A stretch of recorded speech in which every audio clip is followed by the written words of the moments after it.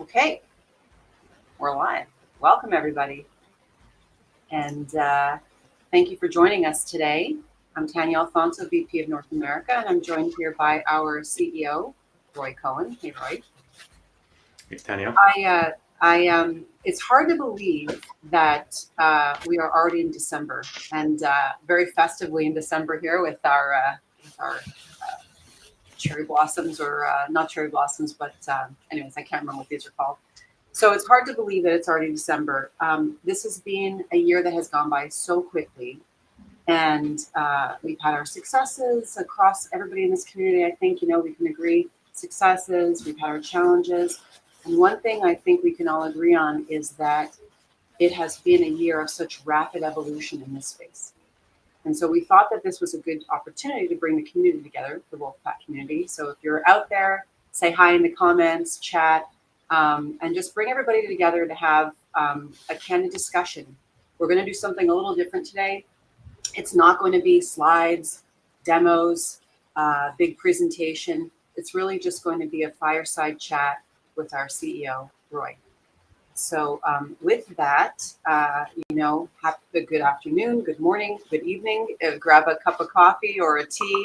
Maybe it's happy hour where you are. Wine or beer, yeah. Or wine, exactly. And we'll get started. So first thing I was gonna thought we'd start off with, Roi, was just introductions.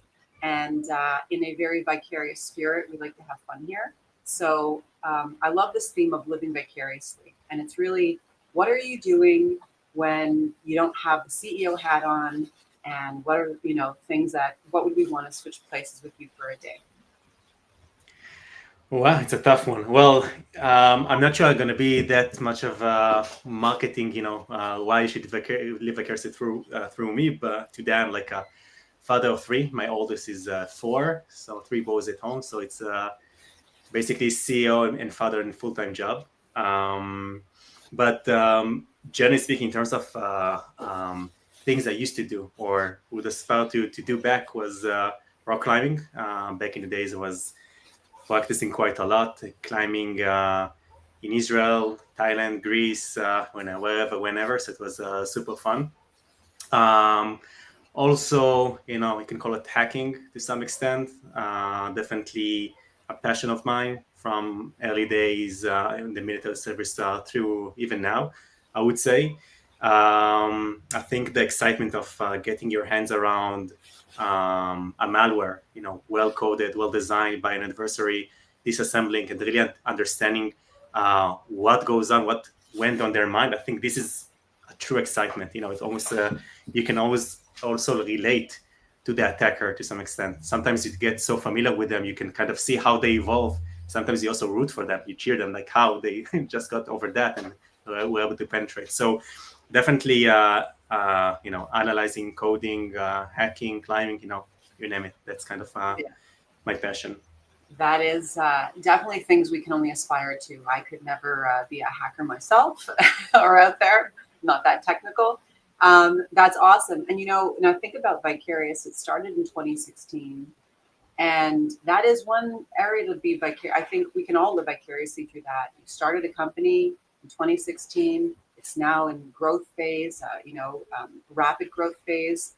So maybe share with us a little bit. I'd love to hear, and for the people who are listening in today, the journey of how it all started and how we got here. Definitely. Yeah, it was a while back when we started. Definitely a different market, different theme. I think that being said, still some things are very much kind of the same. Kind of the thing that we have identified. When we started Vicarius was that vulnerabilities is and going to be a big challenge. Before founding Vicarius, I personally worked for CyberArk. I was leading the malware research practice there.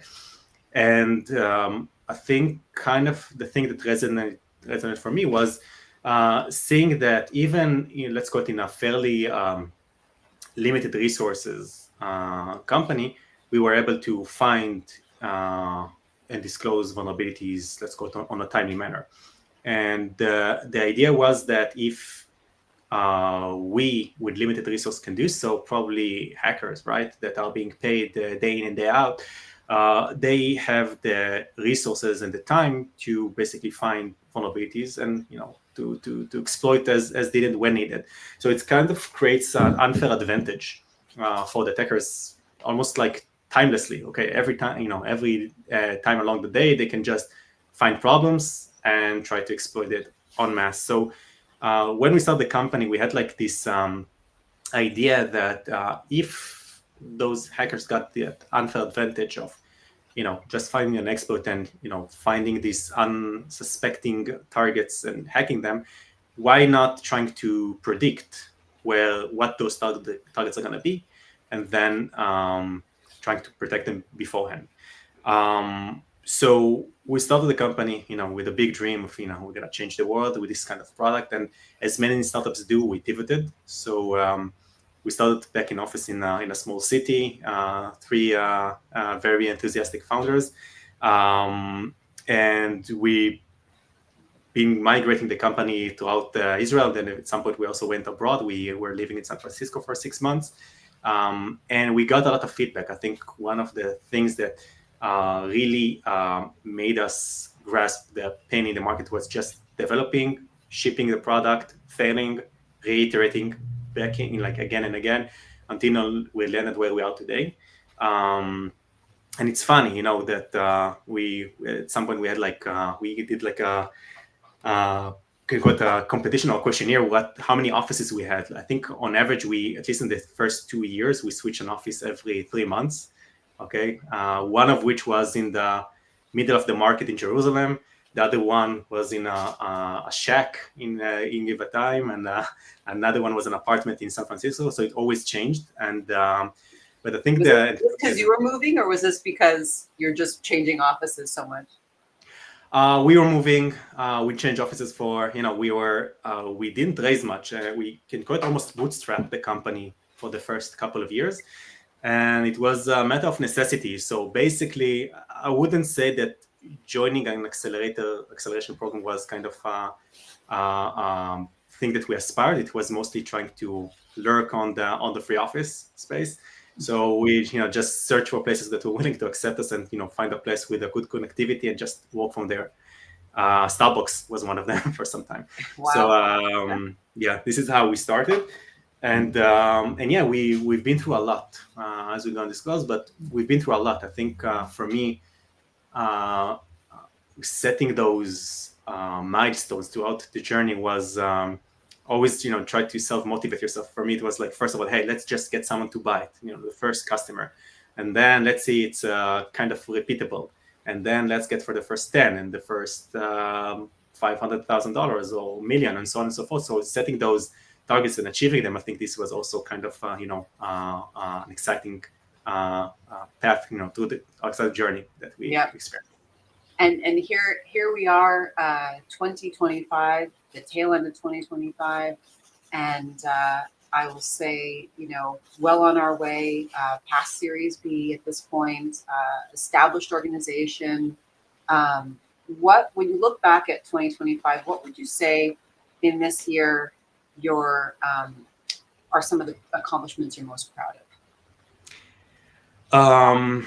First and foremost, I would say building the team. It's basically you and the team, all of the special individuals who are making Vicarius. I think this is one of the biggest achievements, I can say, being able to formalize a super talented, super enthusiastic group of people that are working for this mission, to help organizations globally to fend off attacks, to remediate exposure. So I think building and retaining the team is kind of the most and the number one achievement I credit for the company, for me, I would say. But aside from that, I think in terms, if we talk about the company, obviously becoming a formidable contender in the space, I think, first of all, the partnerships that we were able to form, whether you or the other leaders in the company, are definitely something we take great pride of, and it does seem to work and to resonate in the market. So if we are talking about tech alliances, such as the partnership we formed with CrowdStrike or Atera, whether it's working with the hyperscalers like Amazon, AWS, and even partnering with Paxate and doing fairly well, working very well with them. I think for us, it's also a signal of what we are doing works and makes sense, and the fact that these great companies are choosing to partner with us, and we have many more, by the way. It's really about picking our battles. I think this is kind of speaking out loud, and not surprisingly, I think us being picked and recognized by both IDC and Gartner. There was a Magic Quadrant published, I think, a month ago for the first time for exposure management, and we are in. I think we are by far the smallest company there, and I think this really speaks out loud, the fact that we are there, and also multiple other reports. Yes, that was a big accolade for the year, something I think many of us at the company were cheering for and rallied around, for sure. And no surprise, I'm very biased to working with our partners in the channel. We talk about that a lot, of course. Yeah, that's a huge impact in what we do. I'll come back a second when you were talking about the growth of the company and how it all started. There was a saying when I got here that was like, we don't just tell you what sucks, we fix it too, right? Because you did talk about remediation, and it is something that has resonated, that actually turned into a more eloquent statement of what our mission is, right? We actually don't just find the problems, we fix them too. And I think about that, about what you do, like what we do as a company, of bringing real value to clients and real world impact, right? So to clients. When you think about that, and again, this past year, and just reflecting, what stands out most to you in like a way that you brought value to your customers? I think I'll share a story. Now we can talk about reducing the mean time to remediate and the mean time to detect to virtually zero. But I think like a real life story, I think it happened, let's call it 6, 7, 8 months ago, where every now and then, aside of the fact, being a CEO, sometimes that's what I volunteer to help companies recover from incidents. So one of them was at a hospital, which got affected. Basically, they got breached. There was somewhat of a ransomware attack, but also some data leakage happening. And as you know, when companies are being breached, usually there's a chain of events. The companies usually, if they have cyber insurance, they call the insurer. They are being assigned with a company which helps them to kind of orchestrate the incident. So you can call it like a project management. They can bring along different domain experts or companies who specialize in different elements. And sometimes they also bring along vendors if there is a value to add that. So we do that every now and then. I think the past 2 years I've been involved at least in 10 different incidents. And there are many more we couldn't make it. And the reason that we were called upon was surprisingly a known vulnerability being exploited. Now, that vulnerability was known and had a patch, and I would say even the organization was aware of that. But as life shows, they were not able to deploy the patch. I would say even after the incident, they couldn't deploy it. There were some technical restrictions. Again, it's a hospital. They got lots of limitations. It was simply not possible. And I think one of the first things that organizations want to do after such an incident is, usually there's not usually, but many cases there are like complete shutting the organization, connecting from the internet, disconnecting it, and then trying to work on the dark, and then very gradually opening the organization back and connecting to the internet. And in that case, we were brought to help them identify the threat using VRX, using our tool.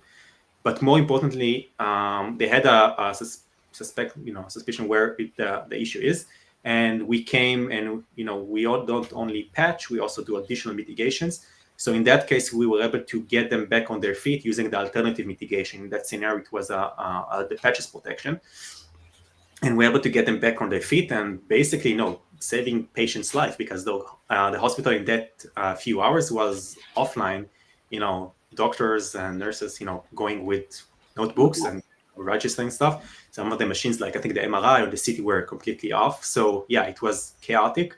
And for us to be able to get patients back to treatment, basically getting the company back online and fending off, isolating or securing those exploited areas, definitely was something that I take as great pride. The fact that we are, it's real stories, real people that we are helping, and you don't necessarily need to be breached or hacked to get that value, obviously. So this is where we saw the real impact on like almost immediately. But obviously, I think for us as a company, also the idea of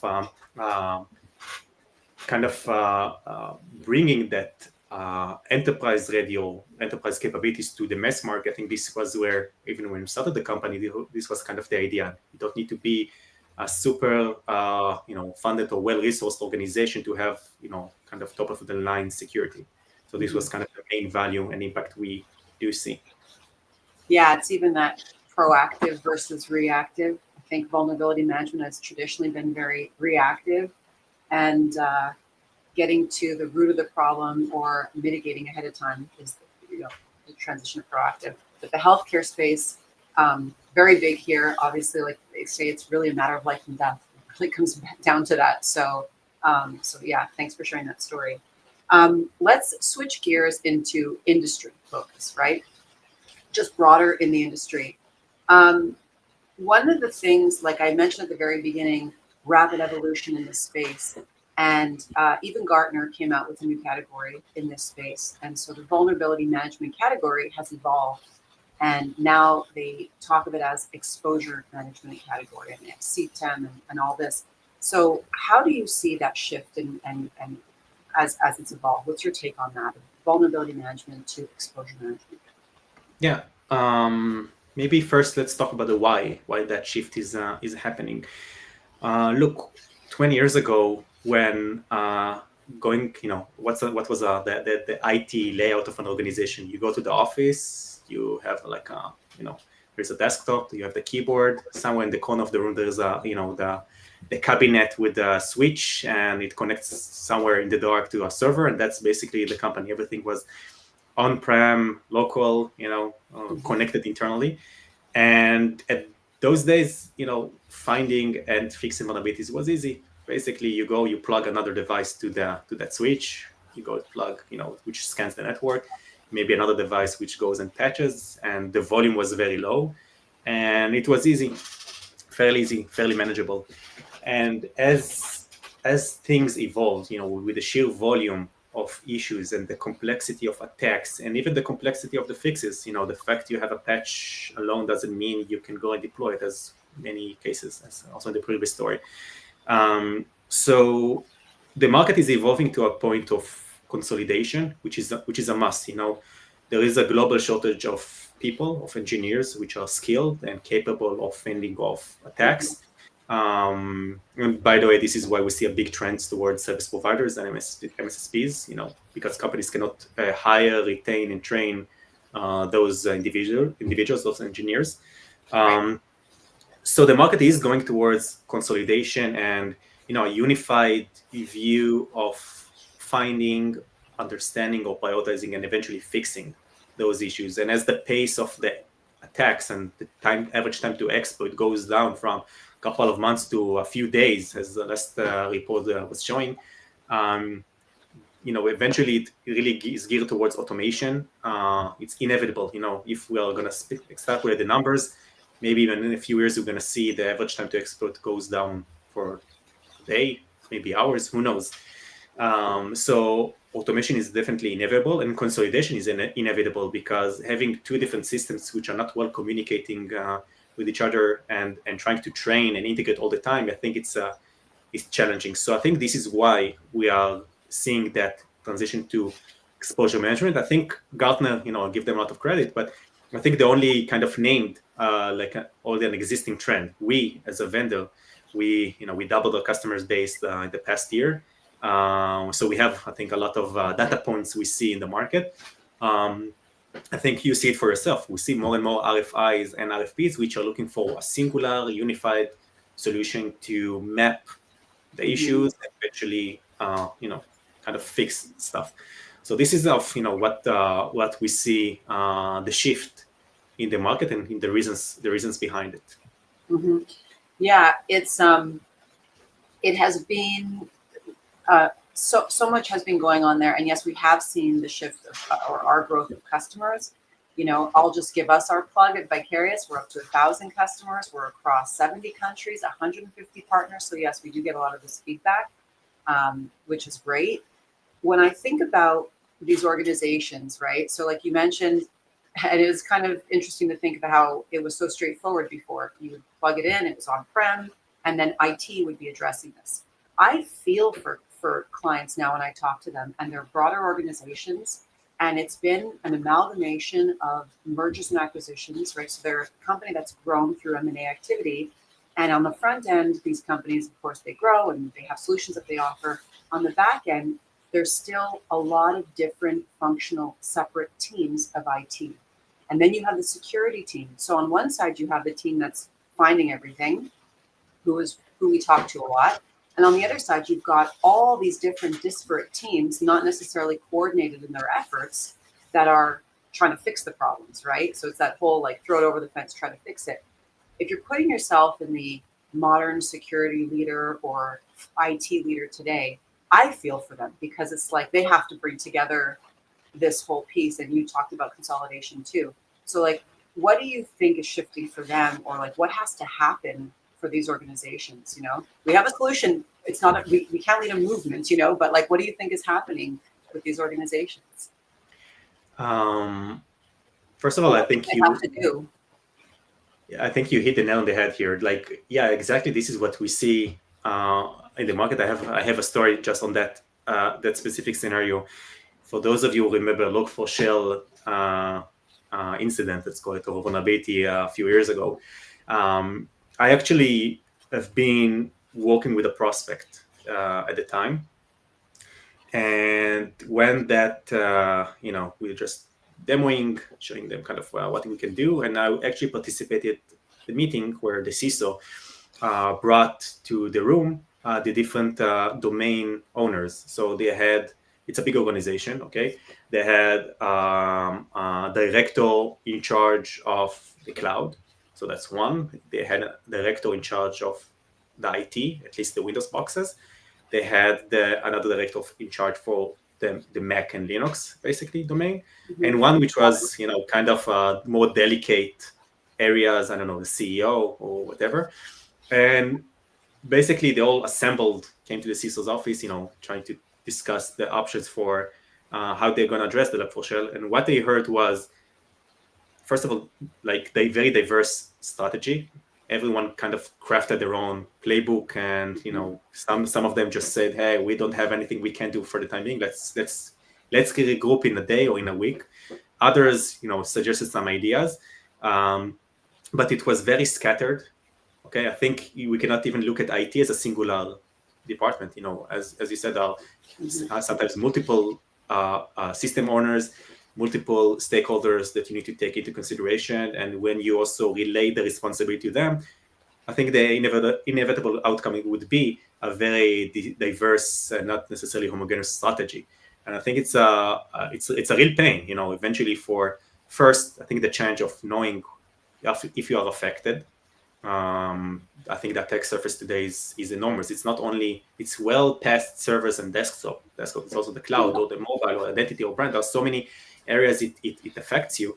And then once you know, you need to act, and you need to act in an effective way, and you need to validate it, actually apply it. So I think the responsibility for today's security leaders is enormous. It's challenging. And as I said before, I think the inevitable conclusion is automation is of a necessity. I think trying to, to hit with a hammer multiple nails. Okay, now I have visibility with a scanner. Fine, that's done. Now I have a patching for Mac. Cool. Now I have a patching for Windows. Great. And trying to craft a strategy of a very scattered tech stack is challenging. I'm not saying it's not possible, but I'm saying it's challenging. It's expensive to maintain and to train, and yeah. So there's so much I want to unpack, or so many questions I have related to this. So that's the security side with the modern security leader, right? Shifting to the vendor side, we have seen a big emergence of vendors. So we talked Vicarius since 2016, probably even considered still a new player on the block, right? But there are even newer players on the block that are coming out. And then, of course, there's those that have been around from the early scanning days. So as you see this, we need consolidation at the level of the organization so that they can have a unified approach. What do you see, and how do you think that might impact what's happening on the vendor side of like different organizations offering solutions? Consolidation, working together, what does that look like? Yeah, so I think first of all, as I said, there is a lot of hype and activity in the space, whether it is fundraising or acquisitions or partnerships, and it's very much needed. I always say I'm glad that our market is so active, because it means there is such a demand. I always call it like even a rigid or fixed demand.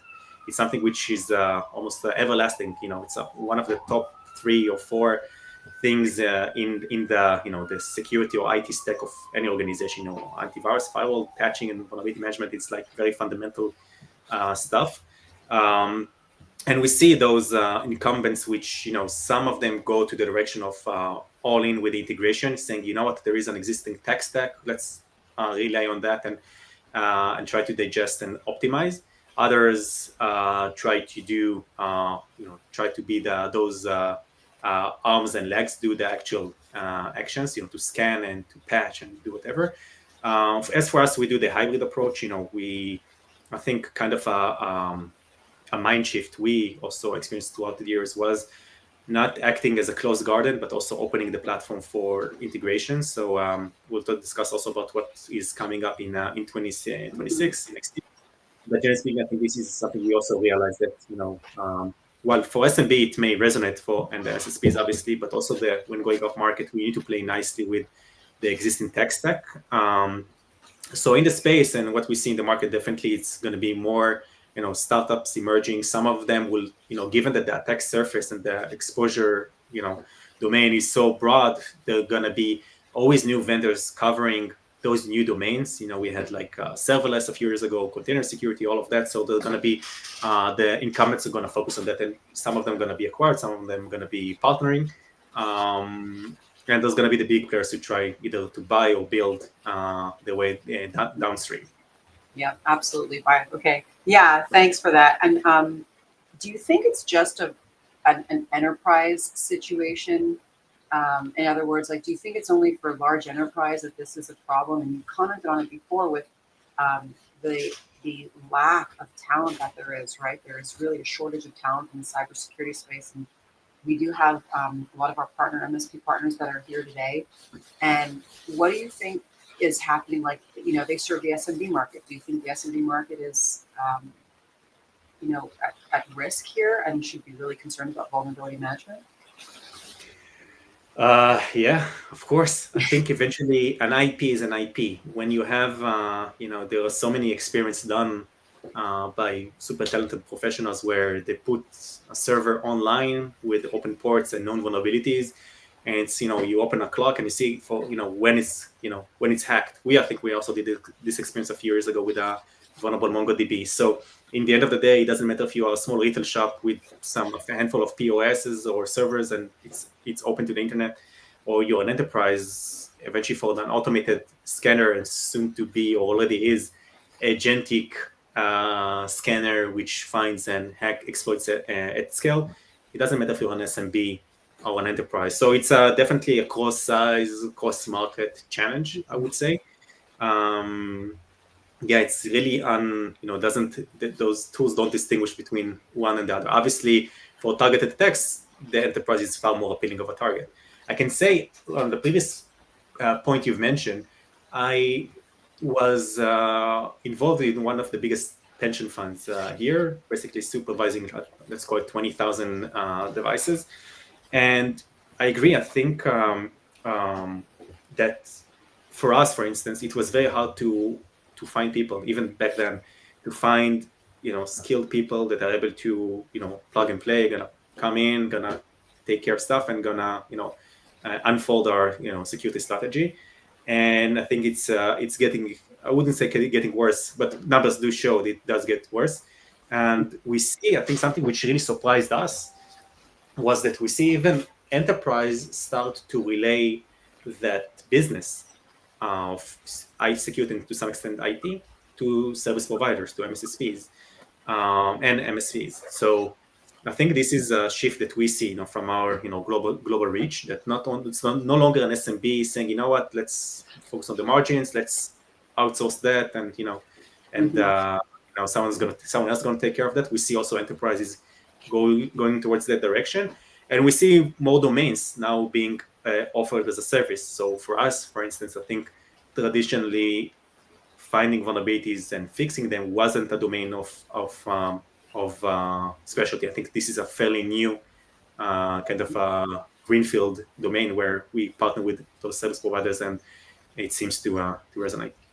Yeah, I agree. It's not just taking the talent, but it's also by outsourcing it. My take is that by outsourcing it, you're also helping develop the strategy, because just the outsource in and of itself is creating the strategy. And partners that they outsource this to are using playbooks, and they're using CIS controls, and so they have their own playbooks that they can run this by. Otherwise, the company has to own all that and then implement it, which is more complicated. Yeah, I have to ask, because you talked about agentic. You mentioned the word. It is a huge topic. Part of one of the reasons why there has been such rapid evolution this year. RSA, agentic AI, was the new buzzword. Last year it was AI. Now it's agentic AI. Where do you see this playing? Right, there's a lot of part of the new companies on the scene in this space are specifically talking about how they're using agentic AI, or how they're bringing broad visibility and taking away manual capabilities by going through this path of AI. Where do you see this playing for us in the industry when it comes to vulnerability management? Clearly, it's the future. Now the question is it the near future or the far somewhere down the years? Time will tell. I think it really depends on the specific industry that you are in. There are some domains that are more tolerant for hallucinations and issues, I would say, versus the others. I think in our domain, remediation is clearly going to be the last area that companies are going to adopt agentic, simply because even if they have the patch available in their hands, then they're not deploying it. So automating it, let alone having an agent to make the decision, it's going to be there at some point, but it will take time to build the trust. I think this is kind of the key word here, how agentic can kind of increase the trust and the assurance that what's the output is something that you can rely on, and kind of relay that responsibility. So it's not something that I see immediate. Definitely there are other domains that are more you can get that immediate impact. I think for us, taking a step back from agentic and just talking about AI, I think for us, AI is definitely a force multiplier, whatever comes to content generation. In our space, in vulnerability or exposure management and remediation, I think content is king. In the sense of, look, when a vulnerability hits the news, it doesn't mean that on the very same day, all of the scanners they know how to find it, okay?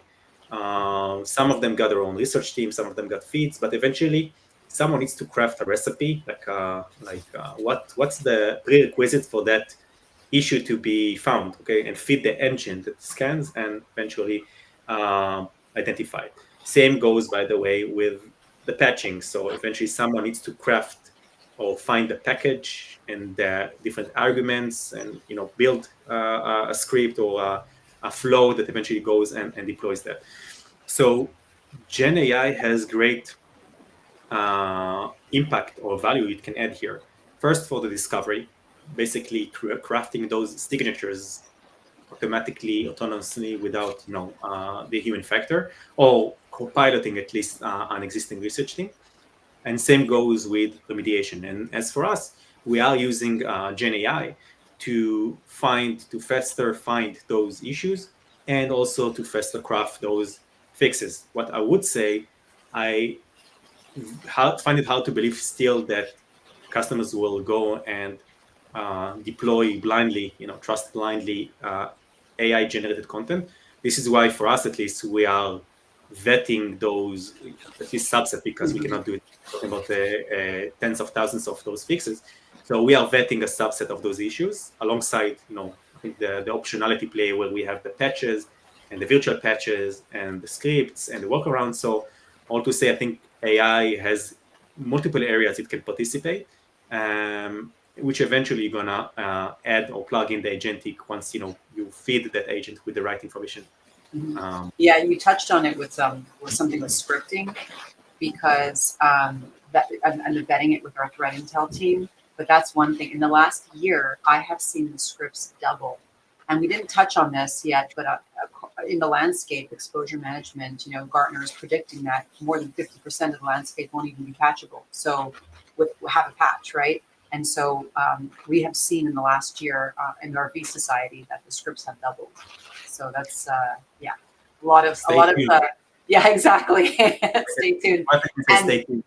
Yeah, and a thanks to the community, because and everybody that's here today, because it's the community that's helping to grow this library, right? With all the work that's going on and the collaborations there. So I want to switch gears again here for a second, and it wouldn't be a year of reflection, right, if we didn't take a look back and say, like, what were the lessons that we learned? So kind of more in like a humble spot, when we think about everything that's been going on, the way that the industry has been changing, evolving really quickly. As a company, it's up to us to adapt also and to be a part of that. So what would you say are some of the lessons that we learned this year? Let's divide it into two aspects. First of all, in terms of the product, and I think it really aligns with the market, but of course from the technical side. For us, of course, we saw that kind of rush or sprint for the consolidation, while also kind of requiring more complex or sophisticated integrations. I think what we learned from that kind of past year was that we had like this closed garden kind of mindset where a unified product does all steps and end to end. And I think what the market showed us, yes, definitely there is room for that, but we also need to start play nicely with the surroundings. And I think this was kind of the main driver for us to go and start developing V2, which is coming up soon. So first of all, kind of changing the mindset on the product and how it kind of aligns with the market demand. Yeah, for all this consolidation that's happening, right? To have the integrations and so forth, and start working with creating these consolidated solutions for organizations. Yeah, that makes sense. Exactly. Also, I would say, obviously, focusing on the remediation. I think for us to become this, I think the vision or the strategy of the company is to become that remediation standard, because I've been there crafting those policies and strategies is hard. So that kind of, I wouldn't call it change, but focusing on that remediation is somewhat of a shift, or we learned and understand what really why we're being appreciated and recognized for, and we did adaptations. Mm-hmm. As for the market, I would say definitely one of the biggest shifts was working more efficiently.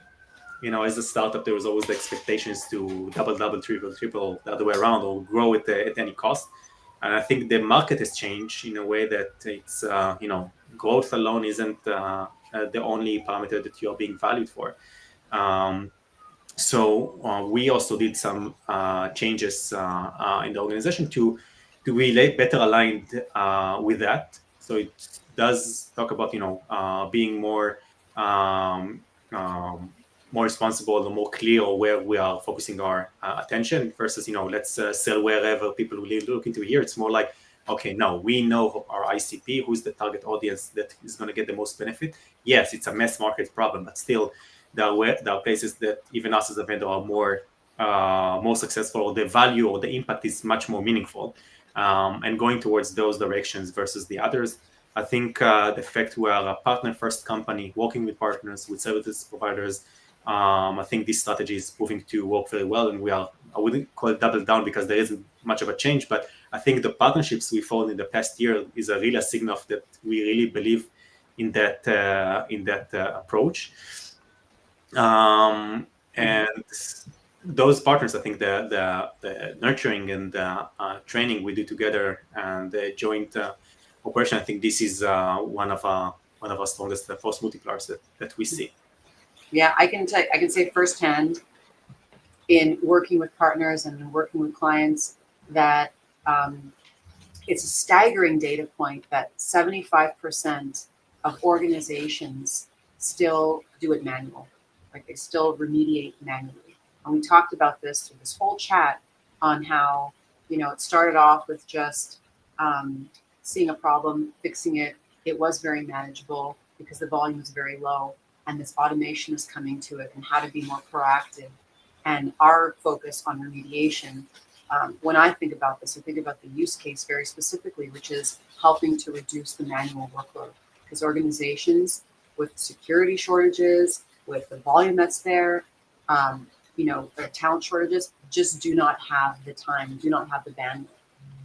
So that's one of the main, in terms of our ICP, one of the main use cases that I see is that we're helping people just, adapt to the fact that there's so much out there right now and how they can tackle that. So as we move into 2025, what's on the horizon for us in 2025? So moving forward next year, as hinted, we are about to release our next version, which is V2. I think the biggest change there was, while V1 was, the good old, legacy version, kind of a unified view. It was, on the other hand, was quite limited in the sense that we couldn't grow. As the attack surface is growing, V1 wasn't necessarily well adapted to that shift, to that change. And I think we identified this quite on time, that we need to do this transition. So already, somewhere in the beginning or mid of the year, we started to work on that V2 with that remediation first as a focus. I think just to touch on the remediation, I think our DNA of the company is where we can put our hands on, in the sense of, we found vulnerabilities or misconfiguration in other domains we're going to expand to, such as identity and others. There's always going to be a follow remediation strategy. It could be native capabilities of the product, or it could be even integration. This is what V2 will allow us to do: hybrid play, where we're still going to keep our core capabilities, but also introducing additional capabilities that are going to be a source of additional partnerships in product, tech alliances, OEMs, and others, which will double down and further develop. So I think that, kind of formalizing or crystal clearing the developer position of, you have a problem, you can count on us to be the first responders and to fix it. I think this is where the biggest change is going to be seen, and it's going to be across different domains of that attack surface or attack landscape. Mm-hmm. I speak for many when I say we're very excited for the next phase, for sure, because it's needed in the industry, guaranteed. Well, with that, we have, I wanted to open it up. I don't know if there's been any questions in the chat or if there's any questions that are coming from the group, but I'd like to open up at this point to see if anybody had any comments or questions that they wanted to share.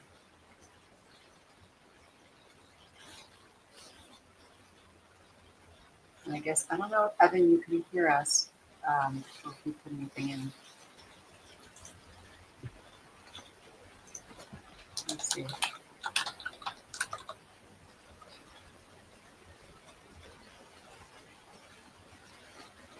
Okay. I don't know if we should give it a minute. Apparently there's a delay on the thing.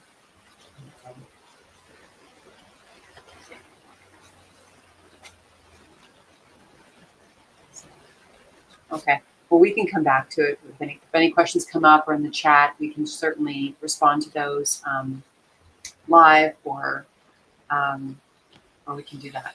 So why don't we just, in wrapping here, first off, thank you, Roy, for the candid discussion and conversation and just sharing about where the industry is going and where we're going as a company as a part of that, and the place that we have in vulnerability and exposure management space.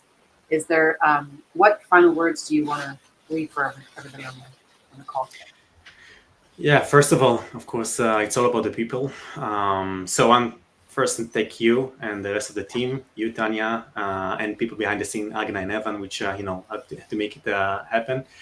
Our partner, first of all, I see Hilton here and others which were able to join. Apparently there was some outage in LinkedIn, so I know some couldn't, but obviously it's recorded, so we'll be able to share that.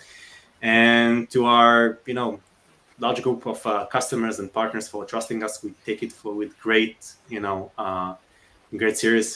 That's something that we really appreciate, and we try and strive to do our best every day to kind of live up to the trust. We always welcome the feedback, and I think you can see that one of the things that we are being, one of the things that we are seeing in the from you guys is really the appreciation towards our staff, so, and the support. So definitely something that we take into great investment. And as we work with towards a bigger and better solution and things, we really appreciate your continued support. Feel free, by the way, to connect with me over LinkedIn. I'm very active there, so don't be a stranger. Mm-hmm.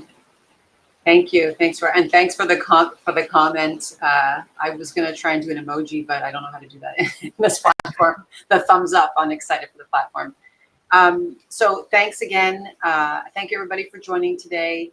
We're getting into the final stretch here of 2025, and as much as we're all going to be working really hard, we're also spending time with our families and enjoying that. So have a wonderful holiday, everybody, and thanks again. Happy New Year. Bye. Happy New Year. Yeah, too.